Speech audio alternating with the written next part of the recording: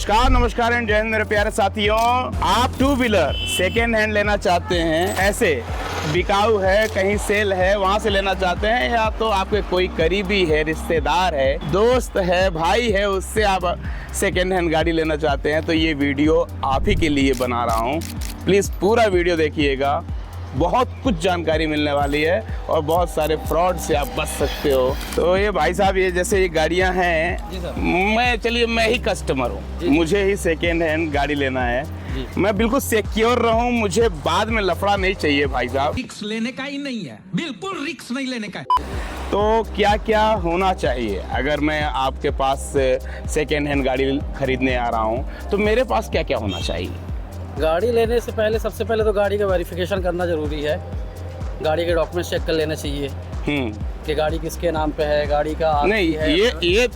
ये तो जो आपने बताया ये क्रेता के लिए है। जी हाँ, क्रेता के लिए है। मैं कौन कौन से डॉक्यूमेंट्स लेके आऊँ? मैं क्योंकि क्रेता हूँ और मुझे जो है तो खरीदना है। अच्छा, आप विक्रेता हो? हाँ। आपके पास 3 पासपोर्ट साइज का फोटो होना चाहिए। इसके अलावा आधार कार्ड, पैन कार्ड।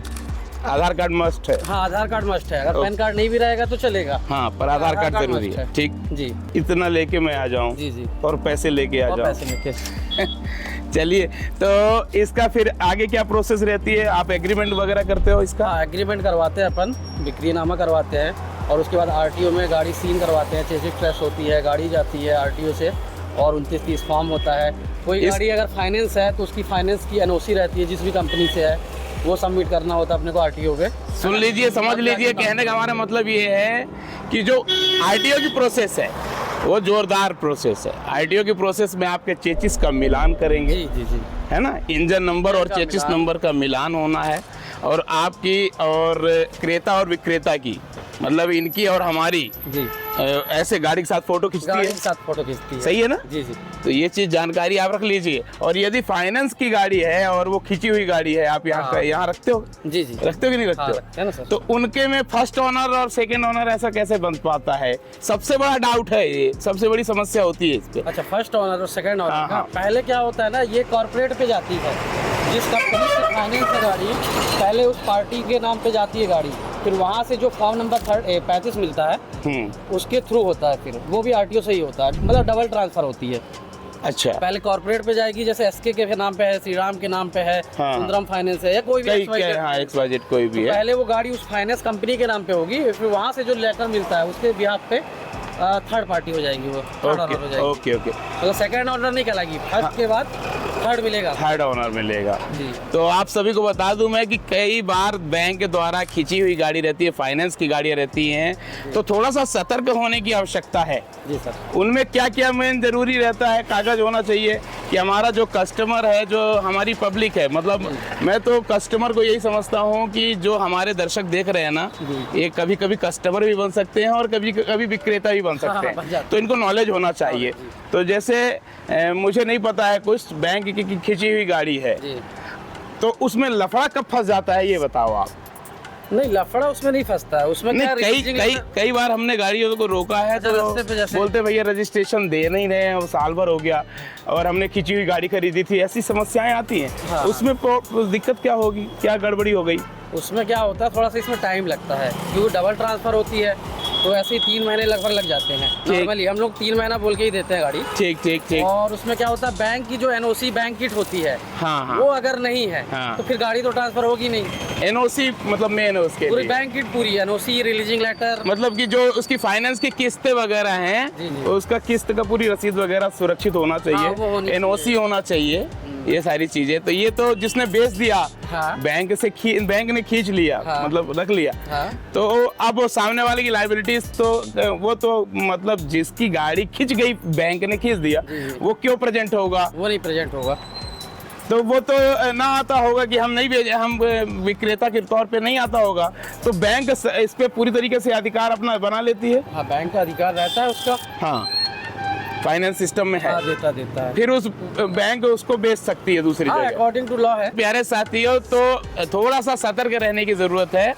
अच्छे तरीके से मैं और आपको और क्लियर करना चाहता हूँ, आरटीओ के 29 और 30 नंबर फॉर्म को, उस पर भी सिग्नेचर वगैरह कराकर, साइन कराकर आपको उसको रख देना चाहिए। मतलब आप एक गारंटी के तौर पर। हाँ हाँ, एक और कुछ कॉपी आप जानकारी? अपने पास भी रख सकते हैं। कस्टमर को भी ये है कि जो बैंक किट वगैरह मिली है हाँ। तो बोल सकते हैं कि एक कॉपी हमको दे दीजिए जब तक ट्रांसफर नहीं हो रही है। चलिए ठीक है, कुछ अच्छी जानकारी मिली हमको तो थैंक यू। बहुत बढ़िया। और किसी के साथ गलत मतलब कोई आया करे तो उसको गाइडलाइन प्रॉपर दिया कीजिए। एक बात और मैं कहने वाला हूँ, बहुत महत्वपूर्ण बात है, मैं छूटी जा रही जी थी। जी गाड़ी का बीमा मेरे पहले ही था।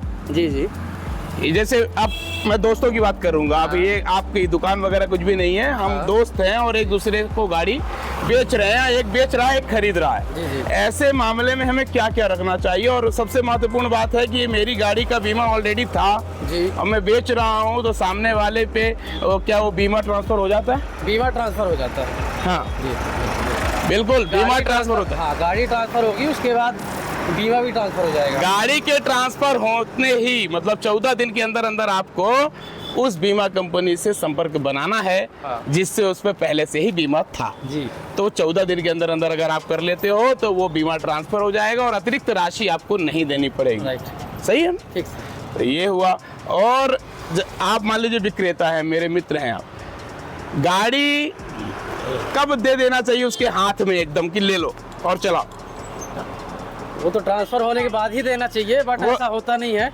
हाँ। प्रोसेस वगैरह करा के दे देते हैं। तो agreement जो नहीं देते हैं, पूरा प्रक्रिया हो जाती है और उसके बाद देने पे और यूं ही दे देने पर, विश्वास पाकर दे देने पर दो अंतर है। जी जी छाती पीट के रोने से अच्छा है कि ट्रांसफर- थोड़ा सा धैर्य बना के रखो और जब ट्रांसफर करवा ले सामने वाला गाड़ी, उसके बाद हैंड ओवर करें। उसी के बाद उसको हैंड ओवर करो, राइट सर। है ना? Right. वो ज्यादा बेहतर रहेगा क्योंकि पूरा का पूरा रिस्क तो आप ही पे है ना, अगर वो ट्रांसफर नहीं करवा रहा है। कई लोग यही गलती करते हैं। जी जी कुछ लोगों में मैंने सुना है कि जैसे मैं सेकेंड हैंड गाड़ी ले रहा हूं, अब उनकी गाड़ी पे पहले से ही ऑलरेडी ये प्रॉब्लम बहुत ज्यादा देखी जाती है, पूरे देश में देखी जा रही है कि पहले से ही उसके बंदे के बहुत चालान है भाई, ट्रैफिक के बहुत सारे ही चालान कटे हुए जी, हैं। ऐसे मैटर पे क्या होता है? क्या ट्रांसफर हो जाता है उसका? आरसी ट्रांसफर होती है क्या ऐसे में? नहीं, इस टाइप का जो रहता है तो आरटीओ में तो चेक हो जाता है अगर इंक्वायरी रहती है तो। जैसे हम गाड़ी अगर किसी से सेल कर ले रहे हैं, गाड़ी खरीद रहे हैं, तो हमारा जो आरटीओ एजेंट है उसको नंबर देते हैं अपन, बिल्कुल। चेक कर लेता है उसमें कोई एफआईआर तो नहीं डली हुई है, बिल्कुल। क्राइम तो नहीं हुआ है, तो वो ऑलरेडी महत्वपूर्ण बात थी यही, इसीलिए मैं बताना चाहता था। जो SCRB होता है, जी state crime record bureau, SCRB पे जो डाटा होता है वो एकदम क्लियर हो जाता है।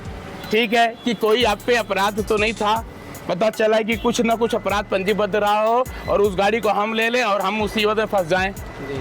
अपने नाम पे ट्रांसफर करा के। ये चीजें अपन आरटीओ एजेंट से चेक करवा लेते हैं। अभी हम लोग को तो अथॉरिटी नहीं वो रहती है। आपका रीजनल ट्रांसपोर्ट ऑफिस पे सब चेक हो जाता है। और दूसरी बात, और इस पे एक और महत्वपूर्ण बात है, मैं आपको बताना चाहता हूं कि जब आप आरटीओ से कोई भी काम करवाते हैं, आजकल जो ई चालान हो रहा है, तो आपको कुछ काम ही आगे नहीं बढ़ेगा जी अगर आप चालान जमा नहीं करोगे तो चालान अगर आपका कोड भी पहुंच गया, वर्चुअल कोड भी पहुंच गया, तो उसको आपको चालान को जमा करना पड़ेगा दोस्तों। उसके बाद ही ये ट्रांसफर की प्रक्रिया हो पाती। बहुत कठिन नहीं है, बहुत पेचीदा नहीं है, लेकिन बहुत आसान भी नहीं है सेकेंड हैंड गाड़ी खरीदना और बिक्री करना। तो सावधान रहिए, सतर्क रहिए, सुरक्षित रहिए दोस्तों। और ये गलती मत कीजिए कि हमने तो गाड़ी दे दी सर, वो ट्रांसफर नहीं करवा रहा है। हमारा जिगरी दोस्त था, हमारा दिल का टुकड़ा था, वो हमारा करेजा था वो, फिर करेजा जो है वो चूना मार के लगा के जाता है कि आप परेशान रहते हो। ठीक है, तो ये गलती मत करना। जो बहुत से लोग गलती करते हैं वो गलती मत करना। आप गाड़ी जब ट्रांसफर हो जाएगी, जो विक्रेता है वो ध्यान दीजिएगा, ध्यान से। विक्रेता जो है वो ध्यान दीजिए कि जब आप गाड़ी तभी सुपुर्द कीजिए उसको जब वो आप उसके नाम पर हो गया। हाँ, गाड़ी ट्रांसफर होने के बाद ही हैंड ओवर करें। और जो खरीद लिए क्रेता है भैया, वो पूरी जिम्मेदारी के साथ ये काम करें। ठीक है, अच्छी लगी जानकारी Thank you. तो शेयर कीजिएगा, घुमा के पूरे देश के लोगों को बता दीजिएगा कि सेकेंड हैंड बाइक लेना है तो क्या करें। जय हिंद, जय भारत।